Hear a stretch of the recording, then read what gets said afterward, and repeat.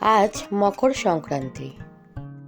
আজকের দিনে কিছু পিঠে না বানালে মনটা যেন ভালোই লাগে না। আমার আজকের রেসিপি জালি পিঠা। এই পিঠাগুলি দেখতে যেরকম সুন্দর, খেতেও অসাধারণ। আমি তনুশ্রীর রান্নাঘরে আপনাদের সবাইকে স্বাগত। আমি আজকের পিঠাটা সেদ্ধ চাল আর আতপ চাল দিয়ে করব। রেগুলারের যে ভাতের চাল সেটা নিলেই হবে। আমি 1 কাপ নিয়ে নিয়েছি, আর হাফ কাপ নেব গোবিন্দভোগ চাল।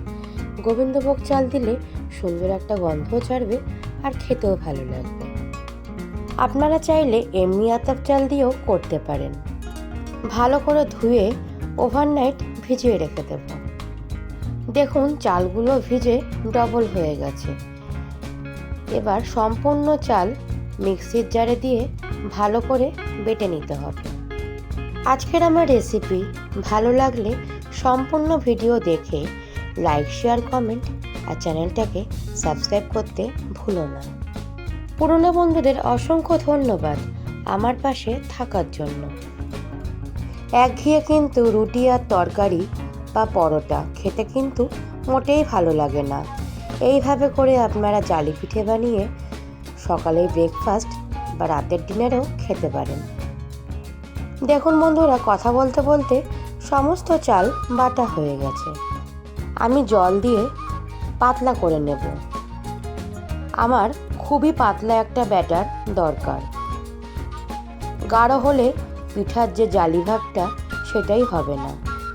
দেখুন 1 চিমটে পরিমাণে লবণ দিয়ে দিলাম। এবার একের পর এক সমস্ত পিঠা ভেজে নেব। একটা ফ্রাই প্যানে সামান্য পরিমাণে তেল মিশিয়ে নিলাম। সাদা তেল বা ঘি ব্যবহার করবেন, সর্ষের তেল মোটেই ব্যবহার করবেন না, তাহলে পিঠাগুলো সুন্দর সাদা রঙটা থাকবে না, হলদেটে ভাব হয়ে যাবে আর দেখতেও ভালো লাগবে না। আমি কথা বলতে বলতে একটা পিঠা করে নিলাম। একটু সামান্য পরিমাণে রিফাইন তেল চারদিক দিয়ে ছড়িয়ে দেব, যাতে তুলতে কোনো অসুবিধা না হয়। দেখুন তলা দিয়ে একটুও লেগে যাচ্ছে না আর সুন্দর উঠে আসছে। আমি আরও একটা পিঠা বানিয়ে আপনাদের দেখাচ্ছি। সামান্য পরিমাণে ফ্রাই প্যানে তেল দিয়ে নিলাম। আরও একটা পিঠা করে আপনাদের দেখাচ্ছি।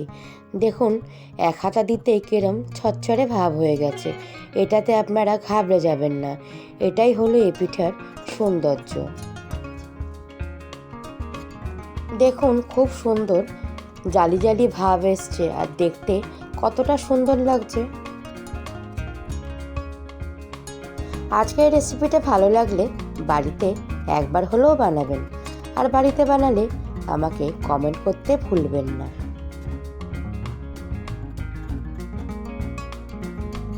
আমি আজকের এই জালি পিঠা নলেন গুড়ের সাথে পরিবেশন করব। আপনারা চাইলে পাটালি গুড় জল দিয়ে জাল দিয়ে পাতলা একটা ঝোলা গুঁড়ো বানিয়ে নিতে পারেন, সেটার সাথেও মন্দ লাগবে না। আজকের রেসিপি জালি পিঠা সম্পূর্ণ তৈরি হয়ে গেছে, আমি পরিবেশন করে দিয়েছি। আপনারা সুস্থ থাকবেন আর ভালো থাকবেন। অন্য কোনো রেসিপি নিয়ে আপনাদের সঙ্গে আবার দেখা হবে।